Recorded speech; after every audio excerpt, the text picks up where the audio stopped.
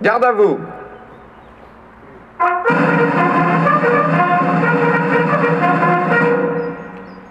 Monsieur Hubert Julien Laferrière, maire du 9e arrondissement. Madame Mina Ajri, déléguée aux anciens combattants. Monsieur Marc Feuillet, non, excusez-moi, il n'est pas là. Madame Colette Lunga, représentant le collectif africain. Messieurs les présidents d'associations d'anciens combattants, mesdames et messieurs les élus du 9e arrondissement, messieurs les porte-drapeaux, mesdames, messieurs. Dans la nuit du 16 au 17 juin 1940, le maréchal Pétain avait fait une demande d'armistice. Le 18 juin, le général de Gaulle avait lancé sur les ondes de la BBC un appel à la résistance. Sur le plan local, le sénateur maire de Lyon, Édouard Herriot, avait obtenu dans la nuit du 18 juin que Lyon soit déclarée ville ouverte, évitant ainsi de graves destructions lors de combats probables. L'Italie venant de nous déclarer la guerre, l'armée française essayait de retirer de Lyon le maximum d'armes et de munitions pour les diriger sur ce nouveau front. Les Allemands, arrivant beaucoup plus vite que prévu, l'armée décide de placer dans le nord de Lyon un bouchon pour les ralentir. Par manque de communication, personne n'avait l'air d'être au courant de la signature de l'armistice. 217 soldats du 25e RTS, du 7e RTS, du 405e RAA et des éléments de la Légion étrangère sont postés au nord de Lyon. Ils vont devoir tenir tête le 19 juin à un adversaire très supérieur en nombre, environ 25 000 hommes, et en armement. Le régiment Grossdeutschland, puis la division SS Totenkopf. Ces soldats français vont résister avec leurs officiers et sous-officiers jusqu'à l'épuisement de leurs dernières cartouches. Ceci avec un courage et un héroïsme dignes des traditions des régiments de la coloniale, se sacrifiant comme à Bazeille. Les éléments du 25e RTS devaient encore résister à Chasse-des-Monts-Luzin jusqu'au 20 juin à 15h30. Honteux d'avoir été retenus si longtemps par si peu de combattants, les Allemands se déchaînent. Les prisonniers sont fusillés, les blessés achevés de façon atroce. Certains tirailleurs ont réussi à fuir et sont cachés par des habitants de la région. D'autres partent en direction de Lyon. Au niveau de la montée de Champagne, baptisée depuis avenue du 25e RTS, plusieurs sont rattrapés par les SS et faits prisonniers. C'est à cet emplacement que le 19 juin 1940, 27 combattants du 25e RTS furent lâchement maltraités, exécutés et laissés en tas en bas de la montée, et ce au mépris des lois de la guerre. Les convois de prisonniers français qui se dirigeaient sur la Part-Dieu étaient contraints de s'arrêter pour contempler ce charnier. Quant à nous, en ce jour, ne laissons pas tomber dans l'oubli le sacrifice de ces hommes venus de leur lointaine Afrique et qui, sous les trois couleurs, luttèrent en héros jusqu'au sacrifice final. Cette même montée de Champagne vit le 2 septembre 1944 passer en vainqueur les forces françaises libres sous le commandement du général Delatte de Tassigny et du général Brossé, natif de Rieux, qui, passant sur le pont de l'Homme de la Roche, devait libérer Lyon le lendemain avant de pourchasser l'ennemi jusqu'aux confins de l'Allemagne nazie. Je vous remercie.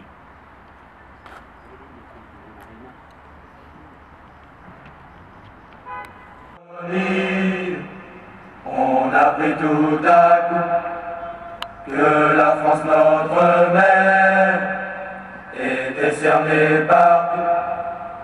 Les marsouins en masse ont réclamé l'honneur de venir prendre place contre l'envahisseur. Et sur les grands bateaux, en route pour Toulon, tous les coloniaux chantaient à l'unisson. Dans la coloniale, on connaît le sifflement des balles. Du Tonkin jusqu'au Maroc, nous avons supporté plus d'un choc. Si parfois l'on nous traite de forts cailloux, de mauvaises têtes, c'est d'un coup de pinard qu'on chasse le cafard. Car on sait bien que les Martiens n'ont peur de rien.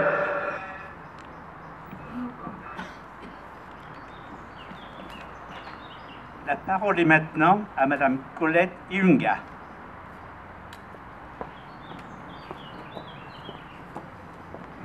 Merci.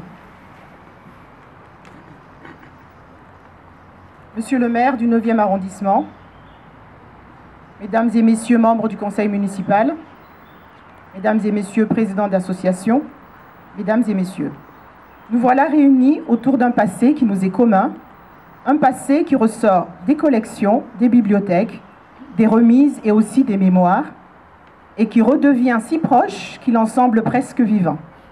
Voilà notre passé ressurgi autour de nous.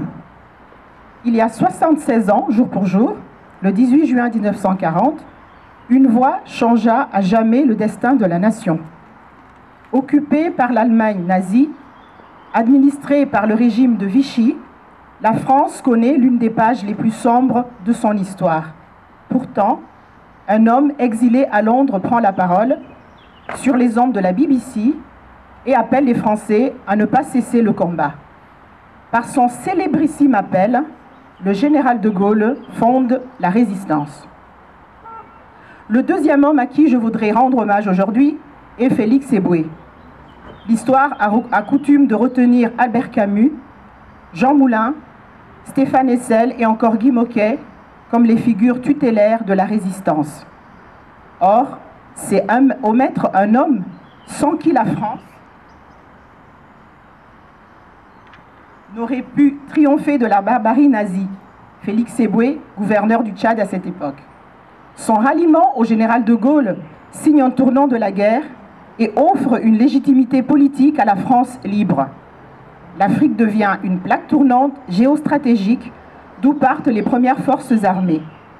Brazzaville devient la capitale de tous les territoires de la France libre. Aujourd'hui, on ne cite plus Félix Eboué dans les commémorations officielles de la résistance. Dans les manuels scolaires, on ne le cite plus. En France, excepté sans doute dans la Guyane de sa terre natale, on n'écrit plus sur l'homme. Peu de Français savent que Félix Eboué est le premier résistant à dormir au Panthéon depuis 1949, en reconnaissance de ce qu'il a fait pour la France. Nous ne sommes pas spécialement connaisseurs de la question des tirailleurs africains. Nous avons beaucoup d'entre nous tenté de parcourir la trajectoire de ces héros qui, pendant longtemps, n'étaient pas répertoriés sur les registres de l'armée et sur ceux de la résistance. De ces héros qui sont pour la plupart tombés sans rentrer dans l'histoire.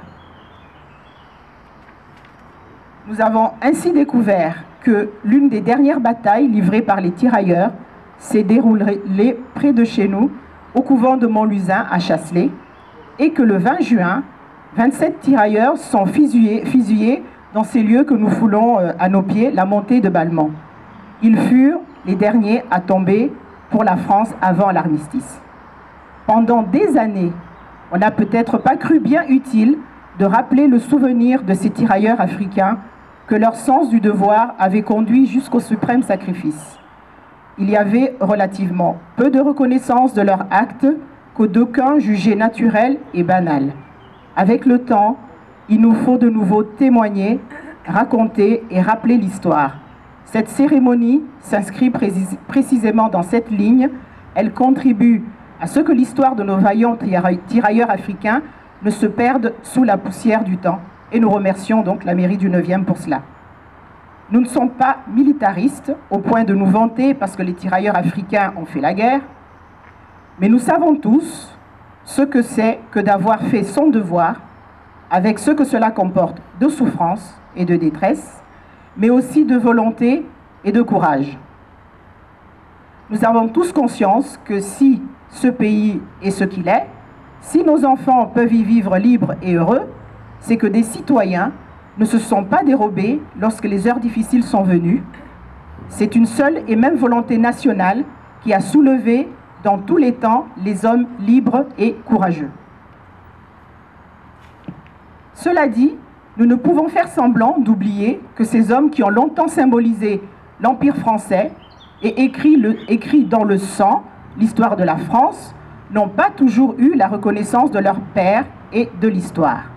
Nous devons également à la vérité historique de rappeler qu'une fois la guerre terminée, les tirailleurs africains se sont retrouvés avec des soldes dérisoires, alors que les anciens combattants français étaient mieux récompensés.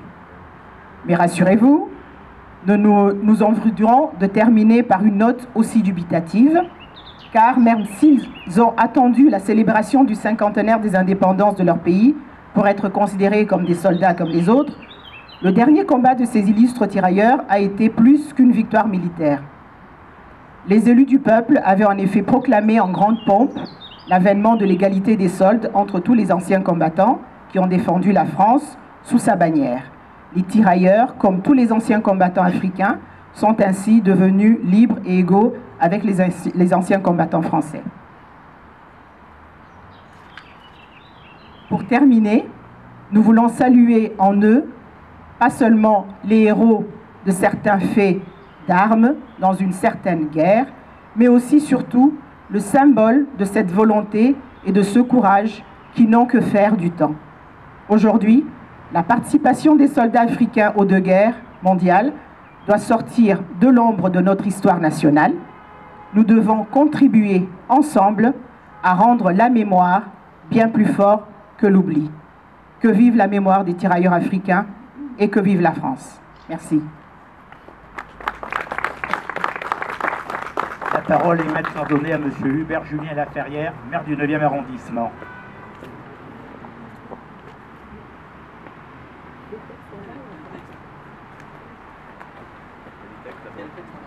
On va d'abord écouter les textes qui ont été préparés par le collectif Africa 50, et puis je prendrai la parole. Allez les jeunes. Inès, c'est toi qui commence. On y va. Rapide, rapide. Tous, allez tous devant.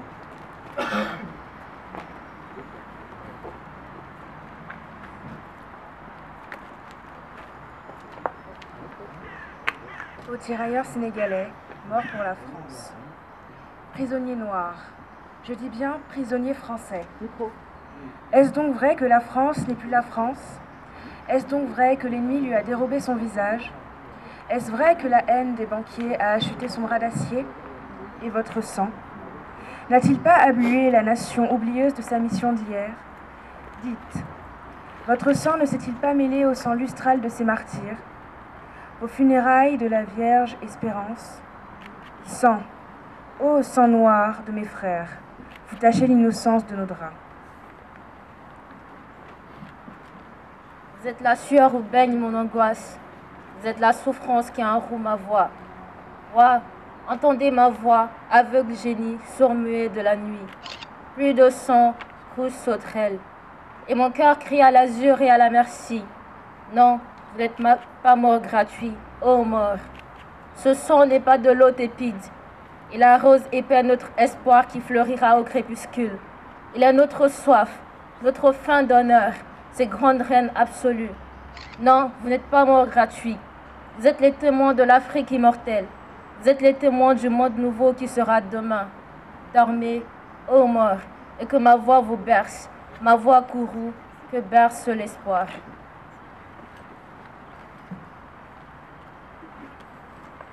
On fleurit les tombes, on réchauffe le soldat inconnu. Vous, mes frères obscurs, personne ne vous nomme. Écoutez-moi, tirailleurs sénégalais, dans la solitude de la terre noire et de la mort, dans votre solitude sans yeux, sans oreilles, plus que dans ma peau sombre au fond de la province, sans même la chaleur de vos camarades couchés, tout contre vous. Comme jadis dans la tranchée, jadis dans les palabres du village, écoutez-moi, tirailleurs à la peau noire, bien que sans oreilles et sans yeux, dans votre plus blanchette de nuit. Aux tirailleurs sénégalais morts pour la France, nous vous apportons, écoutez-nous, nous qui épelions vos noms dans les mois que vous mourriez, nous, dans ces jours de peur, sans mémoire, vous apportons l'amitié de vos camarades d'âge. Ah, puissez un jour, d'une voix de couleur braise, puissez chanter l'amitié de vos camarades ferventes, comme des entrailles délicates, fortes comme des tendons. Écoutez-nous, morts étendus aux profondes plaines du nord et de l'est, recevez ce sol rouge sous le soleil d'été, ce sol rouge du sang de blanche hostie, recevez le salut de vos camarades noirs, tirailleurs sénégalais.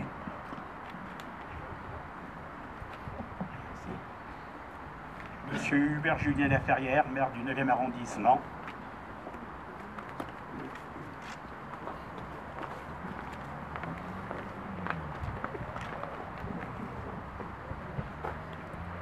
Madame l'adjointe à la mémoire chère Amina Ajri, je voudrais saluer Christophe Amani, le président d'Africa 50, et Colin Ilunga et tous nos amis africains qui sont là ce matin. messieurs les présidents, chers amis, et bien sûr tous les élus qui sont autour de moi ce matin. Le 19 juin 40, pour barrer la route aux troupes hitlériennes qui descendaient depuis le sud, eh bien ces soldats africains, descendant vers le sud par la Nationale 6, c'est une vraie mission sacrifice qui leur fut confiée, tenir sans esprit de recul. Le 19 juin, quand les avant-gardes allemandes se présentent, les défenseurs africains ouvrent le feu et la riposte ennemie, on le sait, ça a été rappelé, est immédiate et brutale. Et le lendemain, le 20 juin, ces dernières compagnies qui sont repliées à Chasselet, qui sont à court de munitions, déposent les armes. Mais les Allemands sont enragés par cette héroïque résistance de ces tirailleurs africains. Ils les traquent donc sans merci. Ils les massacrent, exécutent les survivants au mépris des conventions internationales. Aux portes de Lyon, déclarée alors ville ouverte, se déroulait ainsi l'une des dernières batailles de ce que le maréchal Pétain appelait une guerre déjà perdue, puisqu'il avait demandé l'armistice. Mais on se rappelle des mots du général de Gaulle: nous n'avons pas perdu la guerre, nous n'avons perdu une bataille. C'est l'historien Amoretti qui l'a souligné. Cet épisode est le plus tragique épisode de la guerre dans la région lyonnaise. Plus tragique encore que l'assaut contre le maquis du Vercors ou le grand bombardement de Lyon, qui causèrent beaucoup de morts également, mais pas autant, malheureusement, que cet tragique épisode. À Lyon, capitale de la résistance, nous avons le devoir, comme cela a été rappelé, de ne jamais oublier que ce premier acte de résistance sacrificielle est venu des tirailleurs du 25e RTS qui s'opposèrent à l'entrée des envahisseurs nazis en région lyonnaise.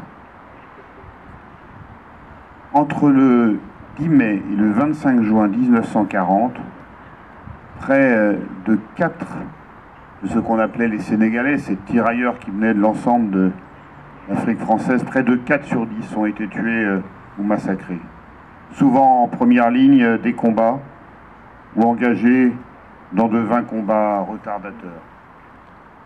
Alors oui, aujourd'hui, nous devons la reconnaissance à ces combattants venus des anciennes colonies françaises pour construire avec leurs descendants une mémoire partagée, parce que ces soldats de la République ont été, cela a été dit, parfois oubliés, moins bien traités que leurs frères, y compris lorsqu'ils étaient au front. La reconnaissance de ces soldats français, c'est un message en direction de nos pays frères, nos anciennes colonies, et aussi à tous les descendants de ces anciens combattants qui vivent dans notre pays, qui sont nos concitoyens français. La France, dont les valeurs affichées sur les frontons de nos écoles et de nos mairies, liberté, égalité, fraternité, ces valeurs doivent être une réalité pour tous. Alors, rappelons ces faits. Rappelons ces faits qui sont une partie de notre histoire, car pour bâtir la fraternité entre les hommes, il ne faut jamais occulter aucune partie de notre histoire.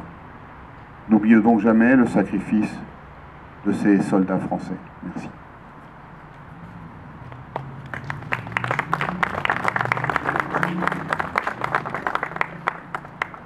Dépôt de gerbes du collectif africain par deux jeunes.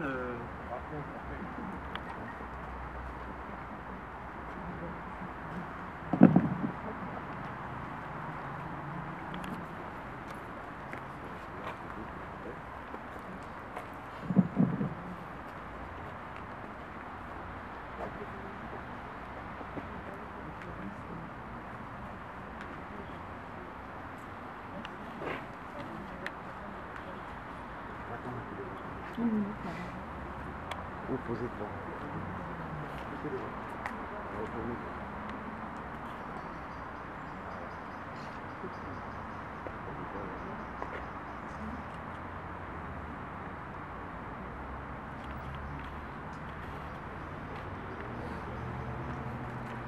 Gerbe des anciens combattants par M. Georges Gortin-Duty et M. Lucien Michler.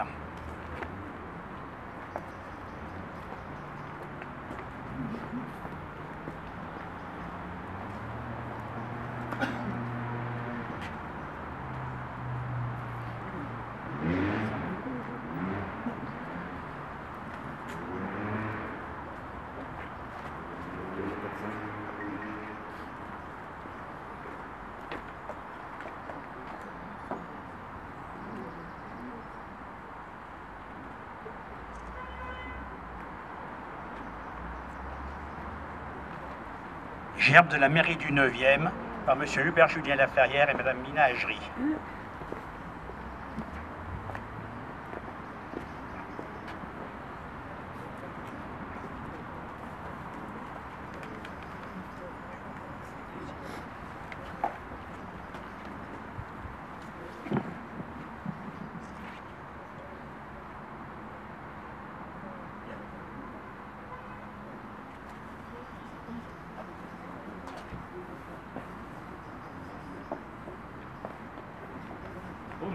Aux morts.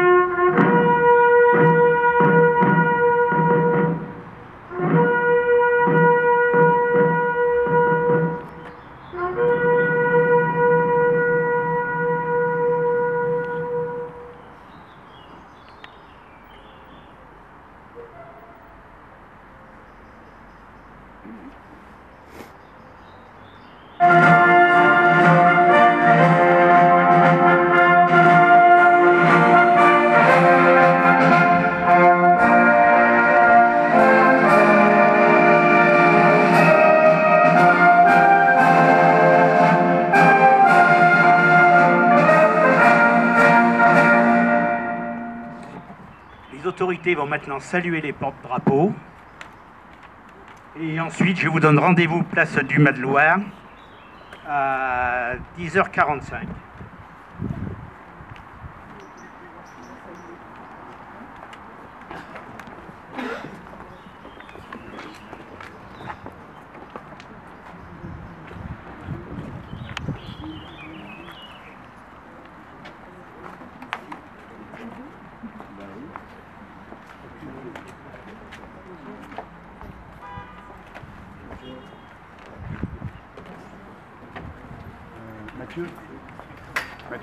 Mathieu. Il y en a qui vient. C'est à pied. C'est déjà pied. Malika est à pied. Paulette est à pied aussi.